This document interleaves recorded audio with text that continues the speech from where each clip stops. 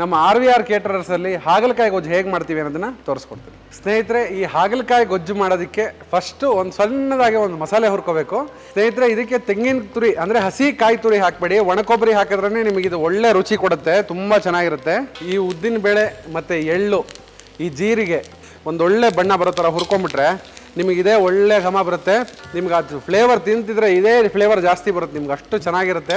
ಸ್ನೇಹಿತರೆ, ಹಾಗಲಕಾಯಿ ನಾನು ಈ ಥರ ಕಟ್ ಮಾಡಿಕೊಂಡು ಒಳಗಡೆ ಇರೋ ಬೀಜ ಎಲ್ಲ ತೆಗೆದಿಟ್ಕೊಂಡಿದ್ದೀನಿ. ಇದು ಎಣ್ಣೆಯಲ್ಲಿ ಚೆನ್ನಾಗಿ ಬಾಡಬೇಕಿದು ಹಾಗಲಕಾಯಿ. ಈಗ ನಾವು ಆ ರುಬ್ಬಿಟ್ಕೊಂಡಿರೋಂಥ ಮಸಾಲೆನ ಇದಕ್ಕೆ ಸೇರಿಸ್ಕೊಂಬೋಣ. ತುಂಬ ಹೊತ್ತು ಕುದಿಸೋ ಅವಶ್ಯಕತೆ ಇಲ್ಲ.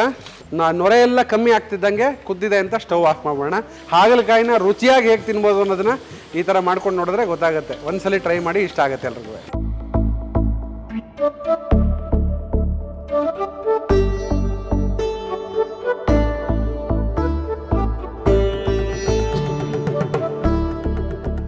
ಸ್ನೇಹಿತರೆ, ಎಲ್ಲರಿಗೂ ನಮ್ಮ ಕಲರ್ ಟಾಕೀಸ್ ಚಾನಲ್ಗೆ ಮತ್ತೊಮ್ಮೆ ಸ್ವಾಗತ ಹಾಗೂ ಸುಸ್ವಾಗತ. ಸುಮಾರು ಜನ ಕೇಳ್ತಿದ್ರು ಕಮೆಂಟ್ ಸೆಕ್ಷನಲ್ಲಿ ಆಗಿ, ಫೋನ್ ಮಾಡಿ, ವಾಟ್ಸಪ್ ಮಾಡಿ, ಹಾಗಲಕಾಯಿ ಗೊಜ್ಜು ಹೇಗೆ ಮಾಡೋದು ತೋರಿಸ್ಕೊಡಿ, ನಿಮ್ಮ RVR ಕೇಟರರ್ಸ್ ಅಲ್ಲಿ ಹಾಗಲಕಾಯಿ ಗೊಜ್ಜು ಹೇಗೆ ಮಾಡ್ತೀರಾ ಅಂತ ಹೇಳಿ. ನಾನು ಹಾಗಲಕಾಯಿ ಗೊಜ್ಜು ಮಾಡ್ತೀನಿ ಅಂದ ತಕ್ಷಣ ಸುಮಾರು ಜನ ಈಗ ವಿಡಿಯೋ ಆಫ್ ಮಾಡಿಬಿಟ್ಟು ಬೇರೆ ವಿಡಿಯೋ ಹಾಕೊಳಕ್ಕೆ ಹೋಗ್ಬೇಡಿ.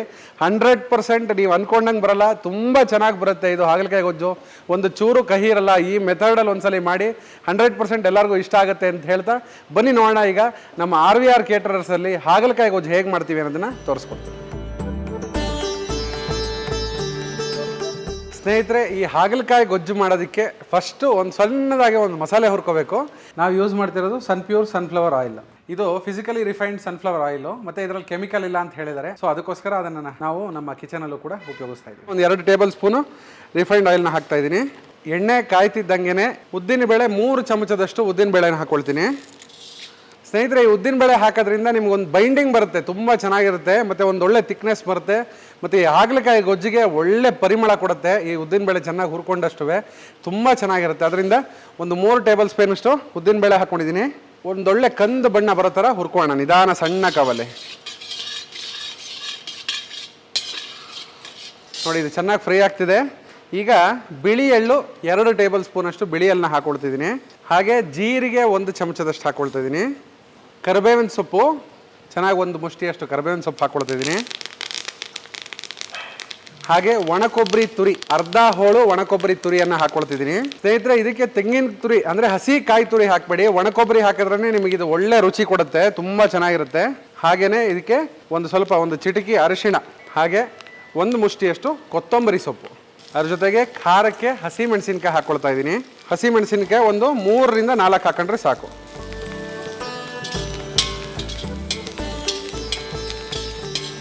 ಈ ಉದ್ದಿನ ಬೇಳೆ ಮತ್ತು ಎಳ್ಳು, ಈ ಜೀರಿಗೆ, ನಾವು ಒಣಕೊಬ್ಬರಿ, ಅರಿಶಿಣ, ಹಸಿಮೆಣಸಿನಕಾಯಿ, ಕೊತ್ತಂಬರಿ, ಕರಿಬೇವು ಎಲ್ಲ ಹಾಕಿ ಚೆನ್ನಾಗಿ ಮೀಡಿಯಮ್ ಕಾವಲ್ಲಿ ಒಂದೊಳ್ಳೆ ಬಣ್ಣ ಬರೋ ಥರ ಹುರ್ಕೊಂಡ್ಬಿಟ್ರೆ ನಿಮಗೆ ಇದೇ ಒಳ್ಳೆ ಘಮ ಬರುತ್ತೆ. ನಿಮಗೆ ಹಾಗಲಕಾಯಿ ಗೊಜ್ಜು ನಿಮ್ಗೆ ಅದು ಫ್ಲೇವರ್ ತಿಂತಿದ್ರೆ ಇದೇ ಫ್ಲೇವರ್ ಜಾಸ್ತಿ ಬರುತ್ತೆ, ನಿಮ್ಗೆ ಅಷ್ಟು ಚೆನ್ನಾಗಿರುತ್ತೆ. ಆದ್ದರಿಂದ ಈ ಥರ ಹುರ್ಕೊಂಡ್ರೆ ತುಂಬ ಚೆನ್ನಾಗಿರುತ್ತೆ. ನೋಡಿ, ಇದು ಒಳ್ಳೆ ಕಂದು ಬಣ್ಣ ಬಂದಿದೆ. ಈಗ ಸ್ಟವ್ನ ಆಫ್ ಮಾಡೋಣ ಸ್ನೇಹಿತರೆ. ಇದು ತಣ್ಣಗಾದ ಮೇಲೆ ನೀರು ಹಾಕಿ ಗಂಧದ ಥರ ರುಬ್ಕೊಂಡು ಬರೋಣ.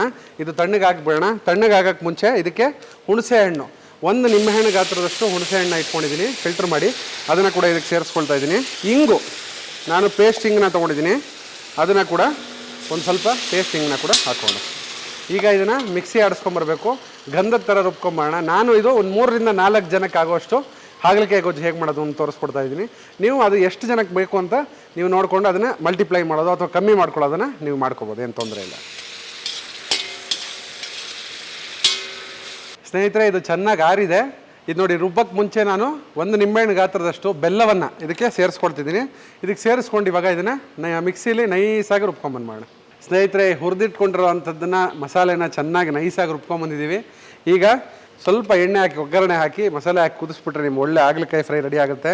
ಮೊದಲಿಗೆ ಒಂದು 2 ರಿಂದ 3 tablespoon pure sunflower oil ಹಾಕ್ಕೊಳ್ತಿದ್ದೀನಿ. ಎಣ್ಣೆ ಕಾಯ್ತಿದ್ದಂಗೆ 1 ಚಮಚದಷ್ಟು ಸಾಸಿವೆ ಒಗ್ಗರಣೆಗೆ, ಹಾಗೆ 1 ಚಮಚದಷ್ಟು ಜೀರಿಗೆ, ಸ್ವಲ್ಪ ಕರಿಬೇವಿನ ಸೊಪ್ಪು, ಹಾಗೆ ಒಗ್ಗರಣೆಗೆ ಮೆಣಸಿನಕಾಯಿ 2 ಮೆಣಸಿನಕಾಯಿ ತೊಗೊಂಡಿದ್ದೀನಿ. ಸ್ನೇಹಿತರೆ, ಹಾಗಲಕಾಯಿ ನಾನು ಈ ಥರ ಕಟ್ ಮಾಡಿಕೊಂಡು ಒಳಗಡೆ ಇರೋ ಬೀಜ ಎಲ್ಲ ತೆಗೆದಿಟ್ಕೊಂಡಿದ್ದೀನಿ. 2 ಹಾಗಲಕಾಯಿ ತೊಗೊಂಡಿದ್ದೀನಿ. ಈ ಥರ ಹಚ್ಕೊಂಡ್ರೆ ನೀವು ಒಂಥರ ಡಿಫ್ರೆಂಟಾಗಿ ಚೆನ್ನಾಗಿರುತ್ತೆ, ತಿನ್ನೋಕ್ಕೂ ಚೆನ್ನಾಗಿರುತ್ತೆ ಅಂಥೇಳಿ ಈ ಥರ ಹಚ್ಕೊಂಡಿದ್ದೀನಿ. ಈಗ ನೋಡಿ, ಒಗ್ಗರಣೆ ಎಲ್ಲ ಆಗಿದೆ. ಈಗ ಇದನ್ನು ಹಾಕಿ ಚೆನ್ನಾಗಿ ಫ್ರೈ ಮಾಡೋಣ. ಇದನ್ನು ಇದು ಎಣ್ಣೆಯಲ್ಲಿ ಚೆನ್ನಾಗಿ ಬಾಡಬೇಕಿದು ಹಾಗಲಕಾಯಿ.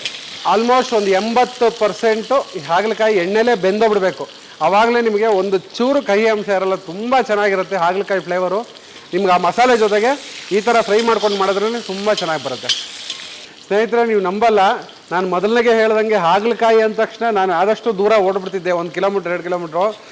ನಮ್ಮ ತಾಯಿ ಒಂದ್ಸಲಿ ಮಾಡಿಕೊಟ್ರು ಈ ಹಾಗಲಕಾಯಿ, ಈ ಥರ ಗ್ರೀನ್ ಕಲರ್ ಒಂದು ಮಸಾಲೆ ಹುರಿದು ಈ ಥರದೊಂದು ಗೊಜ್ಜು ಮಾಡಿಕೊಟ್ರು. ಅವತ್ತು ಹಾಗಲಕಾಯಿ ಗೊಜ್ಜು ತುಂಬ ಇಷ್ಟ ಆಯಿತು, ತುಂಬ ಚೆನ್ನಾಗಿದೆ ಅನ್ನಿಸ್ತು.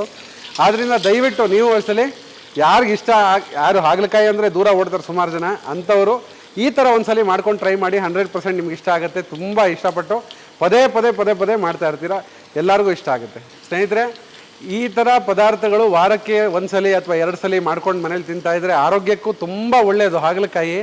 ಆದರೆ ಹಾಗಲಕಾಯಿ ಔಷಧಿ ಗುಣ ಇರೋವಂಥದ್ದು, ಬಾಯಿಗೆ ರುಚಿ ಕೊಡಲ್ಲ, ಆದ್ದರಿಂದ ತಿನ್ನೋಕ್ಕಾಗಲ್ಲ ಅನ್ನೋರಿಗೆಲ್ಲ ಈ ಥರ ಒಂದ್ಸಲಿ ಮಾಡ್ಕೊಂಡು ಟ್ರೈ ಮಾಡಿ. 100% ಎಲ್ಲರಿಗೂ ಇಷ್ಟ ಆಗುತ್ತೆ. ಹಾಗಲಕಾಯಿನ ರುಚಿಯಾಗಿ ಹೇಗೆ ತಿನ್ಬೋದು ಅನ್ನೋದನ್ನು ಈ ಥರ ಮಾಡ್ಕೊಂಡು ನೋಡಿದ್ರೆ ಗೊತ್ತಾಗುತ್ತೆ. ಒಂದ್ಸಲಿ ಟ್ರೈ ಮಾಡಿ, ಇಷ್ಟ ಆಗುತ್ತೆ ಎಲ್ರಿಗೂ. ಸ್ನೇಹಿತರೆ, ನಾನು ಹಾಗಲಕಾಯಿನ ಈ ಥರ ರೌಂಡ್ ಕಟ್ ಮಾಡ್ಕೊಂಡು ಒಳಗಡೆ ಇರೋ ಬೀಜ ಎಲ್ಲ ತೆಕ್ಕೊಂಡು ನೀಟಾಗಿ ಈ ಥರ ಮಾಡ್ಕೊಂಡಿದ್ದೀನಿ. ಡಿಸೈನ್ ಚೆನ್ನಾಗಿರಲಿ, ನೋಡೋಕ್ಕೂ ಲುಕ್ ಆ್ಯಂಡ್ ಫೀಲ್ ಚೆನ್ನಾಗಿರಲಿ ಅಂತ ಹೇಳಿ. ನೀವು ಬೇಕಾದ್ರೆ ಅದು ಕಡ್ಡಿ ಅಥವಾ ಸಣ್ಣ ಹೋಳು ಅಥವಾ ಗುಂಡು ಹೋಳು ಯಾವ ಥರ ಬೇಕಾದ್ರೂ ಕಟ್ ಮಾಡ್ಕೊಂಡು ಹಾಕೋಬೋದು, ಅದು ಚೆನ್ನಾಗಿರುತ್ತೆ, ತುಂಬ ಚೆನ್ನಾಗಿರುತ್ತೆ. ನೋಡಿ ಸ್ನೇಹಿತರೆ, ಇದು ಒಂದು 80 ಭಾಗ ಚೆನ್ನಾಗಿ ಫ್ರೈ ಆಗಿದೆ, ಒಳ್ಳೆ ಕಲರ್ ಬಂದಿದೆ. ನಿಮಗೆ ಒಳ್ಳೆ ಬಿಸ್ಕೆಟ್ಗಿಂತ ಸ್ವಲ್ಪ ಒಳ್ಳೆ ಬ್ರೌನ್ ಕಲರ್ ಚೆನ್ನಾಗಾಗಿದೆ.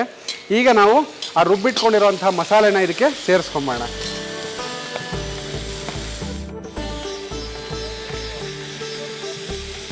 ಈಗ ನಾವು ರುಬ್ಬಿರೋಂಥ ಮಸಾಲೆ ಎಲ್ಲ ಹಾಕ್ಕೊಂಡಿದ್ದೀವಿ. ಹಾಗೆ ನಾನು ನೀರು ಅದಕ್ಕೆ ಎಷ್ಟು ಬೇಕು ಪೋರ್ಷನ್ ನೀರು ಕೂಡ ಸೇರಿಸ್ಕೊಂಡಿದ್ದೀನಿ. ಸ್ವಲ್ಪ ನೀರು ಹಾಕಿದಾಗ ಸ್ವಲ್ಪ ತಿಳಿ ಅನ್ನಿಸ್ಬೇಕು, ಹಂಗೆ ಹಾಕೊಳ್ಳಿ. ತುಂಬ ನೀರಾಗಲ್ಲ, ಸ್ವಲ್ಪ ತಿಳಿ ಅನ್ನಿಸ್ಬೇಕು. ಉದ್ದಿನಬೇಳೆ ಎಳ್ಳು ಎಲ್ಲ ಹಾಕಿರೋದ್ರಿಂದ ಕುದೀತಾ ಅದು ನೀಟಾಗಿ ಒಂದು ಬೈಂಡಿಂಗ್ ಬಂದು ಒಂದು ಒಳ್ಳೆ ಗಟ್ಟಿ ಬರುತ್ತೆ. ನೀಟಾಗಿ ಆ ಗೊಜ್ಜಿನ ಕನ್ಸಿಸ್ಟೆನ್ಸಿ ಬರುತ್ತೆ, ಅವಾಗ ತುಂಬ ಚೆನ್ನಾಗಿರುತ್ತೆ. ನೋಡಿ, ಇದು ಚೆನ್ನಾಗಿ ಕುದಿಯೋಕ್ಕೆ ಶುರು ಆಗಿದೆ. ಈಗ ರುಚಿಗೆ ತಕ್ಕಷ್ಟು ಉಪ್ಪನ್ನು ಸೇರಿಸ್ಕೊಂಬೋಣ. ಉಪ್ಪನ್ನು ಹಾಕ್ಕೊಂಡು ಇದನ್ನು ತುಂಬ ಹೊತ್ತು ಕುದಿಸೋ ಅವಶ್ಯಕತೆ ಇಲ್ಲ. ಸ್ವಲ್ಪ ಅದು ನೀಟಾಗಿ ಆ ನೊರೆ ಅಂಶ ಎಲ್ಲ ನೊರೆ ಎಲ್ಲ ಕಮ್ಮಿ ಆಗ್ತಿದ್ದಂಗೆ ಕುದ್ದಿದೆ ಅಂತ ಸ್ಟವ್ ಆಫ್ ಮಾಡೋಣ. ಆವಾಗ ನಿಮಗೆ ಒಳ್ಳೆ ಘಮ ಅಂತಿರೋ ಹಾಗಲಕಾಯಿ ಗೊಜ್ಜು ರೆಡಿ ಆಗುತ್ತೆ. ಇದಕ್ಕೆ ನೀವು ಈರುಳ್ಳಿ ಟೊಮೆಟೊ ಏನು ಹಾಕೋ ಅವಶ್ಯಕತೆ ಇಲ್ಲ, ಯಾಕಂದರೆ ನಾವು ಮಸಾಲೆಗೆ ಏನೇನು ಬೇಕು ಅದಕ್ಕೆ ಅಂಶಗಳೆಲ್ಲ ಹಾಕಿದ್ದೀವಿ. ಈರುಳ್ಳಿ ಟೊಮೆಟೊ ಯಾರು ಹಾಕಬೇಕು ಅಂತಾರೋ ಅವ್ರು ಹಾಕೋಬೋದು, ಉಪಯೋಗಿಸ್ಕೋಬೋದು. ಆವಾಗ ಇಂಗನ್ನು ತೆಗೆದುಬಿಡಿ, ಇಂಗನ್ನು ತೆಗೆದು ಈರುಳ್ಳಿ ಬೆಳ್ಳುಳ್ಳಿ ಟೊಮೆಟೊನ ಹಾಕ್ಕೊಂಡು ಉಪಯೋಗಿಸ್ಕೋಬೋದು, ಚೆನ್ನಾಗಿರುತ್ತೆ, ಅದು ಒಂಥರ ಚೆನ್ನಾಗಿರುತ್ತೆ. ಬಟ್ ಈ ಥರ ಮಾಡಿದ್ರೆ ಇದಕ್ಕಿನ್ನೂ ಹೆಚ್ಚು ರುಚಿ ಸಿಗುತ್ತೆ ನಿಮಗೆ, ಆ ಫ್ಲೇವರ್ಫುಲ್ಲಾಗಿರುತ್ತೆ. ಇನ್ನು ಹಾಗಲಕಾಯಿ ಏನು ನ್ಯಾಯ ದೊರಕಿಸ್ಬೇಕು ಅದು ಹೋಗುತ್ತೆ ಇದಕ್ಕೆ ಈ ಥರ ಮಾಡಿದ್ರೆ. ಸ್ನೇಹಿತರೆ, ಈ ಗೊಜ್ಜು ಕುದೀತಾ ನೋಡಿ ಒಳ್ಳೆ ಕನ್ಸಿಸ್ಟೆನ್ಸಿಗೆ ಬಂದಿದೆ, ಆ ನೊರೆ ಎಲ್ಲ ಕಮ್ಮಿ ಆಗಿದೆ. ಈಗ ನಾವು ಸ್ಟವ್ ಆಫ್ ಮಾಡ್ಕೊಳ್ಳೋ ಸಮಯ ಬಂದಿದೆ. ಆದಷ್ಟು ಕುದಿಬೇಕಾದ್ರೆ ನೀವು ನೋಡಿ ಈ ಥರ ಒಂದ್ಸಲ ಹಿಂಗೆ ತಿರುಗಿಸ್ಕೋತಾ ಇದ್ದರೆ ಒಳ್ಳೇದು, ಯಾಕಂದರೆ ಉದ್ದಿನಬೇಳೆ ಹಾಕಿರೋದ್ರಿಂದ ಬೇಗ ತಡ ಹಿಡಿಯೋ ಚಾನ್ಸಸ್ ಜಾಸ್ತಿ ಇರುತ್ತೆ. ನೋಡಿ, ಇದು ಆಗಿದೆ ಚೆನ್ನಾಗಿ. ಈಗ ಸ್ಟವ್ನ ಆಫ್ ಮಾಡ್ಕೊಂಬೋಣ. ಸ್ನೇಹಿತರೆ, ಒಳ್ಳೆ ಘಮ ಅಂತಿರೋ ಹಾಗಲಕಾಯಿ ಗೊಜ್ಜು ರೆಡಿಯಾಗಿದೆ. ಈಗ ಇದನ್ನು ಸರ್ವ್ ಮಾಡ್ಕೊಂಬೋಣ. ಸ್ನೇಹಿತರೆ, ನೋಡಿದ್ರಲ್ಲ ಹಾಗಲಕಾಯಿ ಗೊಜ್ಜು ಹೇಗೆ ಮಾಡಿದ್ವಿ ಅಂತ. ದಯವಿಟ್ಟು ಒಂದ್ಸಲ ಮನೇಲಿ ಟ್ರೈ ಮಾಡಿ, ಹೀಗೆ ಒಂದ್ಸಲ ತುಂಬ ಚೆನ್ನಾಗಿ ಬರುತ್ತೆ. ಹಾಗೆ ನಿಮ್ಮ ಮನೇಲಿ ಹೇಗೆ ಮಾಡ್ತೀರಾ ಅನ್ನೋದನ್ನು ದಯವಿಟ್ಟು ಕಮೆಂಟ್ ಸೆಕ್ಷನಲ್ಲೂ ತಿಳಿಸಿ, ನಾನು ಅದರಿಂದ ನೋಡಿ ಕಲ್ತ್ಕೋತೀನಿ. ಇದಕ್ಕೆ ಈರುಳ್ಳಿ ಬೆಳ್ಳುಳ್ಳಿ ಟೊಮೆಟೊ ಎಲ್ಲ ಹಾಕಿ ಕೆಲವರು ಮಾಡ್ತಾರೆ, ಅದು ಒಂಥರ ಚೆನ್ನಾಗಿರುತ್ತೆ. ಬಟ್ ಈ ಥರ ಮಾಡಿ ನೋಡಿ, ಇನ್ನೂ ಹೆಚ್ಚು ಇಷ್ಟ ಆಗುತ್ತೆ. ಆ ಹಾಗಲಕಾಯಿ ಫ್ಲೇವರ್ ಹಾಗೆ ಇರುತ್ತೆ, ಮತ್ತು ಕಹಿ ಅಂಶ ಪೂರ್ತಿ ನೀವು ಫ್ರೈ ಮಾಡಿದಾಗ ಎಲ್ಲ ಪೂರ್ತಿ ಎಲ್ಲ ಒಟ್ಟೋಗಿರುತ್ತೆ, ತುಂಬ ಚೆನ್ನಾಗಿರುತ್ತೆ. ದಯವಿಟ್ಟು ಟ್ರೈ ಮಾಡಿ. ಹಾಗೆ ಬನ್ನಿ ಇವಾಗ ಒಂಚೂರು ಟೇಸ್ಟ್ ಮಾಡೋಣ. ಸ್ನೇಹಿತರೆ, ನೋಡಿ ಆ ಕನ್ಸಿಸ್ಟೆನ್ಸಿ ಹೆಂಗಿದೆ. ನಿಮಗಿದು ಚಪಾತಿ ಜೊತೆಗೆ ಅಥವಾ ಅಕ್ಕಿ ರೊಟ್ಟಿ ಜೊತೆಗೆ ಅಥವಾ ನಿಮಗೆ ಒಳ್ಳೆ ಪರೋಟ ಏನಾರು ಮಾಡಿದ್ರೆ ಈ ಹಾಗಲಕಾಯಿ ಇದು ತುಂಬ ಚೆನ್ನಾಗಿರುತ್ತೆ. ಅನ್ನಕ್ಕೆ, ಬಿಸಿ ಅನ್ನಕ್ಕೆ ಕಲಿಸ್ಕೊಂಡು ತಿನ್ನೋಕ್ಕೂ ತುಂಬ ಚೆನ್ನಾಗಿರುತ್ತೆ. ನೋಡಿ, ಹಾಗಲಕಾಯಿ ಜೊತೆಗೆ ನೋಡಿ ಚೆನ್ನಾಗಿ ಬೆಂದಾಗಿದೆ ಹಾಗಲಕಾಯಿ.